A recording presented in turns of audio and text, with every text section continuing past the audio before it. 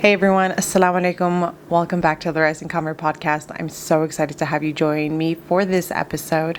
This is your host, Kelly, and this podcast focuses on my personal journey, discussing experiences, and having candid conversations from a Muslim perspective. To stay up to date to what's going on, you can follow me on Instagram and TikTok at Rising Convert. Be sure to get all the updates, and inshallah, let's get started. So this episode is on my great dilemma of having a Christmas tree. During the holiday season, there's a lot of feelings, there's a lot of things that are happening for me because I come from a family where they're non-Muslim and there's a lot of history around the holiday season. With that noted, there's also just a lot of warmth and fun activities to look forward when it comes to the holiday season. Like literally right after Remembrance Day, you see twinkly lights, your neighbors have their big floaties or balloons up or whatever. You got Christmas songs in the malls, in a grocery store. You can just feel the holiday spirit, and you can't really run away from it. You can't really escape it. And for someone like myself who has, again, a lot of tied up memories and good times during the holiday season, you can't help but to feel something. And so that's part of the struggle of that comes with the dilemma of having a Christmas tree or not. Like, should I have one or should I not? The other part that I also had to, I guess, not run away from, but really take into consideration was the knowledge that I have that came with the Christmas tree from a Christian, or I guess a religious standpoint, you know? And so I want to talk a little bit about the knowledge that I know that's tied with this, the religious knowledge that I know that's tied with this Christmas tree, because I believe it's important, and I believe that's where me now as a Muslim was struggling with when it came to thinking about having this Christmas tree or not, and having this conversation with my husband. And so religiously, I'm going to share what I know about the tree. So some of you may have other or adopted other beliefs around it, and that's totally fine because there's so many and it can be a lot. But the ones that I know is, so the light on the Christmas tree, it is a tradition, and it's celebrating the light in the dark world, because Christmas Day is the holiday that is tied in to celebrate the birth of Jesus Christ. And the lit up tree is a reminder of that. And so that's one part. Now the second part is which is the big one that we learned the most about, was the tree topper, picking the star and the angel. And the angel is supposed to be the representation of the angel that was there for Jesus Christ. And then the star is like the starry night of like when Jesus was born. And then you often can see that there's like these little figurines that people will have underneath the tree, and that is the celebration. And some of it put the feast of Adam and Eve. And that's the religious feast that some people know more about and are, want to celebrate. And then the other part is, again, just the baby in the cradle and then Jesus being there. So these are the things that I grew up knowing about the tree. And being a Muslim and coming into the holiday season, I've realized I can't really run away from this knowledge. Like, that is a religious part of this holiday. And so the other part of me is like, it's not really harmful though, because realistically, there's a lot of this religious and positive, religious connotation that's tied with the Christmas tree. And then there's like the positive light that comes with the Christmas tree. And now I guess in this like modern day and age, like people are like scrapped that whole, anything that's tied to the religious beliefs around a Christmas tree, because they keep saying that it isn't. Like, a tree doesn't symbolize religion. And the Christmas tree, it being lit up, is also not a symbol of religion. But that's what like people right now who are just kind of putting it up and don't believe in the religious holiday, that's what they're saying. And so I get it, because in my head I'm like, I just now look at it like it's a tree. And I love evergreen trees. Like, I love having them. My mom has did have two giant ones in her backyard, and they're absolutely messy, but like I never looked at a tree and was like, oh yeah, that's like a religious tree. No. So becoming a Muslim, I was like, yeah, it's not a big deal because it's harmless. It's just truly like if you come from a religious upbringing and have this religious view, then it's understandable like why you would put it up, right? Or why you wouldn't want to put it up. Anyway, so there's that part. But I fast forward, I'm Muslim, and it's my first year in this home, beautiful home, alhamdulillah, with my husband, and we were talking about it, and my husband's very aware of my family, my religious background previously, how I was raised as a Christian Catholic, and we talked and we exchanged stories of what the holiday season was like for us. And obviously his was very different. Mine was filled with a lot of gifts and family gatherings, and there'd be like holiday parties, and we'd go to prayer, and we'd have prayer during our feast. My mom would also make these like special meal during the holiday season, and we play games, and there's a lot happening, and it wouldn't be a one day thing for us. Over the years things have kind of changed, and the family's expanding, so then we do Christmas Day, whether it be at my aunt's or whether we go somewhere else. And then a memory that I will always remember during this time is going on road trips to LA, because I have an aunt that lives there and cousins live there. And yeah, these are things that I would share. I was sharing with my husband, and I would be like, I can't just erase it. And so I think he kind of felt my vibe a little bit, because he's like, yeah, but Muslims don't do Christmas. And I was like, I know. I was like, I'm well aware. Like, I know this. And a part of me was like, I kind of want to close that chapter, that holiday chapter era of my life, because I'm now, and I'm excited to start a new chapter of my life with my husband, especially now that we have like our little one, and experience the holiday season in a different manner and really embrace this like Muslim life. And prior to having a baby, it was just us in this home. So coming up with the holiday season, I was like thinking about it a lot. Like the holiday season wasn't here yet. We were just moved into our new home, but I was thinking about it because it's such a big time, a highlighted time in my life. Where he's like, it's not like a big deal for us. Like we always have family gatherings, like we have dinners, like I don't know. He's just, we kind of like, we have fun, but we don't get into it like religiously. And it's also like not a big deal for us. And I was like, okay, so cash. And I'm not used to that response. So anyways, coming up to our first holiday season, my first holiday season sharing it with someone as a Muslim, I think I just wanted to like mentally prepare myself and really embrace the fact that I was like, I'm doing this with someone. I'm not alone. So I started listening to a podcast, and it was actually, some of you may know it, it's called the After Maghrib podcast, and they did a segment on Christmas and Muslims. Now there's a lot of information out there, and you can get your knowledge and inspiration from anywhere and everywhere as Muslims, I feel, because there's just a lot of resources. But this one in particular I really enjoyed, because I believe this podcast is coming from human beings who are parents. They're doing parenthood, they have experience with kids, they have experience talking about future and having it with families and friends. And so coming from that standpoint, I was like, I can relate to this. So that's why I tuned into that one, and it really did resonate with me. And the thing that I took away from it was what having something so light and what can be so harmful, like a Christmas tree and maybe stockings or twinkly lights, can do to you long term. And so the ones that were speaking from a parent standpoint were like saying like, what's the point? It's so harmless now, but future, like, what are you going to say? How are you going to respond? Like, do you think it will have an effect or an impact on your child? And I was like, yes, that is so true. Because right now I could act on this feeling just because I feel like I'm missing out going into the holiday season. But, future, my husband and I talked about having a family. And alhamdulillah, we have our first little baby with us. And then inshallah, we plan to expand. And like, what will I say?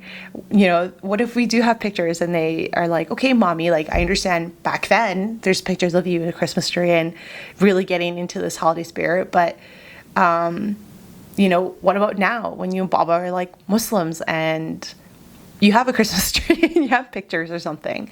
So I thought about it a lot. And so after hearing that podcast, I felt so inspired. I was like, I got this. Like, there's not going to be any problems. And I remember walking up to my husband, and I think it was he already had shared the sentiment around the holiday season. But I was like, I also don't want a Christmas tree. I don't want any of like this stuff. And he's like, yeah, like, we're not going to get one. And I was like, okay, great. I almost just needed to say it out loud, to like affirm it and to like make it real. And I kind of like put it out there. So yeah, I was excited. I was like on board. I said it with such conviction. But guys, like, holiday season came that year and I was really struggling. My goodness.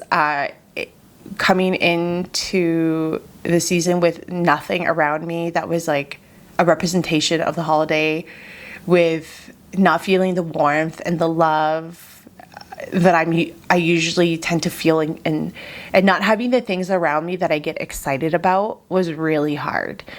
And that's when this whole dilemma of having a Christmas tree or not, I was really like sitting with myself and thinking about it and having a really hard time. I found myself in the first season, like almost trying to convince myself and also my husband, convince myself that I am good, but I'm not. And then convincing my husband that like a Christmas tree is harmless, knowing that like I'm saying one thing because of my heart is like missing, like it's feeling empty. And I almost wanted to fill that void. And then, but my gut feeling, like that intuition, that inner guidance tool that subhanAllah, Allah subhanahu wa ta'ala, God gave us to use, this gut feeling was telling me otherwise. And I really wasn't listening to it. Like I knew when I was trying to almost convince my husband and tell him like, it's not that bad or whatever.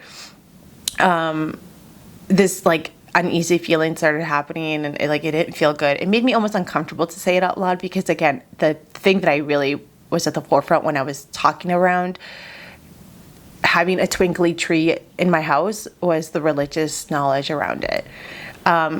So anyways, I didn't have anything. And I'm not used to that because on my mom's house, like I mentioned, we get into, with my family, we could really get into it. So my mom has the house decked out and there's lights outside, they're inside. She has 2 Christmas trees. Like you go from one living space to like another living space, like filled with stuff. And we always had like our names around. We played so many games. So I moved to a different province. I don't live near my family. I have my husband's family, alhamdulillah, like they're beautiful and, I wasn't used to it. And so it hit pretty deep. And then there was a moment in our first year where we went to Home Depot, we were running an errand and they started, they had these like little Christmas trees out. They're like plants, like a size of a plant. They were like probably like 4 feet tall and they were wrapped in like red. Like the base was wrapped in like red wrapping or I don't know, like something festive. And I was just kind of like walking around. I always go to the plant section because I love plants. And I love having them around the house. And I do have a few. And so I was like, yeah, walking around. And then I see them and I was just like, like, should I get it? Should I not? And I was just kind of like walking literally in circles. It's kind of crazy when I reflect in how I was responding in my first year. And so then I think my husband from the corner of his eye was watching me. And he knows me so well, so I don't think he really had to like say anything.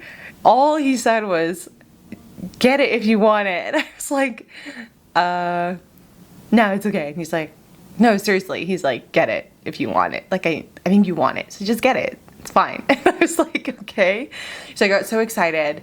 I got this tree. It's like a tiny little tree. I think it was a birch tree. And so it didn't come with any lights. It didn't have any decor. It was just like a plant. And I was like, yes, okay. Took it home. I was so excited. It was like a little kid coming from a candy store. Put it into my like this little corner, this little nook. And it wasn't like decorated or anything until I caved and I really wanted something twinkly. So I went to the dollar store. I got those like dollar store string lights, and like I put it around. I still have those in my decor box, and yeah, that was pretty much it. I just like lit up my tree, and he kind of came down. I remember he looked at it. He was like, okay, yeah, it's cute. Like, and you know, that's pretty much it. He was so good. He was so good when I think about it. My husband was like, all right, honey. And then like the thing slowly started dying. SubhanAllah, I think this was like a lesson. I love plants so much, and I think it's such a rewarding feeling when you can maintain and upkeep a plant. Now, I was doing a lot of research on this specific little miniature tree, and people said like, yeah, you can save it, like it can continue to grow new leaves, or like you can maintain its life. It can be hard, but you can maintain it. And I was like, I love a challenge. But this thing just literally was dying so fast, and I was like, why are you dying so fast? Like, I'm literally taking care of you. Like, what's going on? To the point that it was driving me crazy, and it was being annoying, because when it's dying, its little prickly leaves are like making a mess. And my husband was the one cleaning it up, because he would notice at first. And he's like, Kelly, this thing needs to go. And I'm like, no. It was the only thing that I had that really brought me back to my home, like my memory, my mama's home. I have my home now, my mama's home, and memories. And truthfully, I think the struggle that I had with the whole Christmas tree thing is feeling like that I was also kind of giving a bit of myself as a Muslim up, and the other part of me was like, it's like giving up my family. Like, I almost like didn't even know how to fathom the idea of like, I felt like I just had to erase, like this holiday season meant nothing to me. And I think that's also the two things that I was thinking about a lot. And so it was bigger than should I have or should I not have a Christmas tree.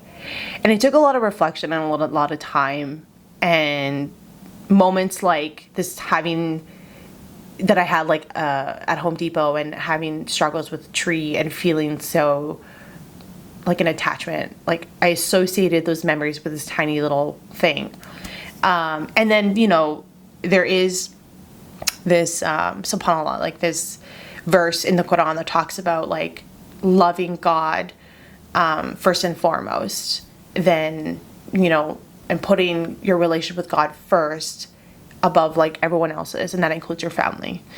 And I think like, I mean, Allah subhanahu wa ta'ala, like God definitely knows my intentions. Like, I definitely wasn't trying to give myself up as a Muslim and try to like find ways and loopholes intentionally. I'm just like human, and I really wanted to figure this out on my own. So anyways, back to the little tree. It died, and I was annoyed. Eventually too, I was the one that was like, hey, it's getting the boot. Like, I was like, get it out. Like, it's now driving me insane. To the point that, and I'm still the same way, if a plant to me is just impossible, and this is why I have a really hard time with orchids, I don't ever want to see them again. Like, we're done. This relationship is over. So once it left, subhanAllah, going into the new year, I was like, I don't want anything now. Like, I don't know, just something like a switch went off, and I was like, I'm good, I'm solid. So now going into my second season, and then, you know, going into another season here, I don't have a Christmas tree. I don't believe I need to have it in front of me, and my family's made it easier as well, because when they asked me, I'm like, no. And then even in the first year, I was also like communicating to them like why the Christmas tree was something we don't want to have. Like, it's so big, and it's like there in your home. I was like, this is just mine. And Munir just like belief, like my husband's belief and stand point on this, and like we're a team. And this is really truly what I wanted. Like, honestly, like I actually envisioned myself having whatever it is that I experienced during the holidays with Ramadan, because that's for another story. But around Ramadan, I don't feel that excitement. I'm just kind of like going through the motions of what I know I need to do as a Muslim, and I do it, alhamdulillah, like I'm happy to do it, I want to do it, and I want to participate, but there's still a bit of a disconnection that I don't have, and I don't share the same sentiments that my husband shares because I don't have anything around Ramadan where like during the holidays I do, right?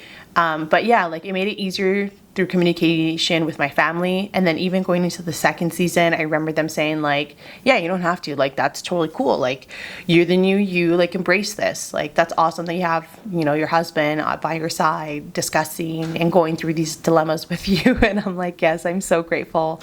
And so I realized like if I stand strong in these decisions and in my beliefs and what I truly want long term, my family is so supportive and they're going to be on board. They don't ever say like, you should have it, who cares, like it's harmless. Like no, that was like the first year, and I think that's also their way of trying to see if like I would still go visit them and if I could still attend our family dinners and, you know, if I could make it over there.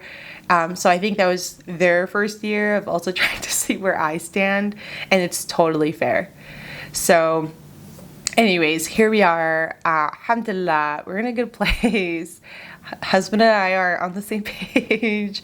And yeah, I'm really happy because we have a family now. And so I'm totally motivated to continue on with the holidays without having something so big.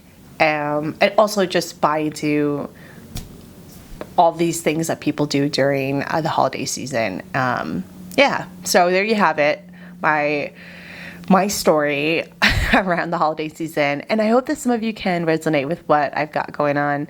There's so many feelings for us Muslim converts, reverts, and it's not easy. Like I don't think a born Muslim will be able to understand how we feel during this time because there's so much that we carry.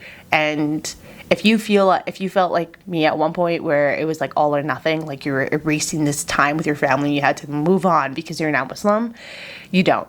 You can embrace the holiday season, you can have fun, and you can also stick to your values and your beliefs as a Muslim as you do it. So I believe the two can coexist. So if you have any questions, comments, write them down. Send me a DM on Instagram and TikTok at Rising Convert. Do not forget to subscribe to the YouTube channel at Rising Convert Podcast to get all the notifications and all the other juicy details. Take care, everyone. Assalamu alaikum.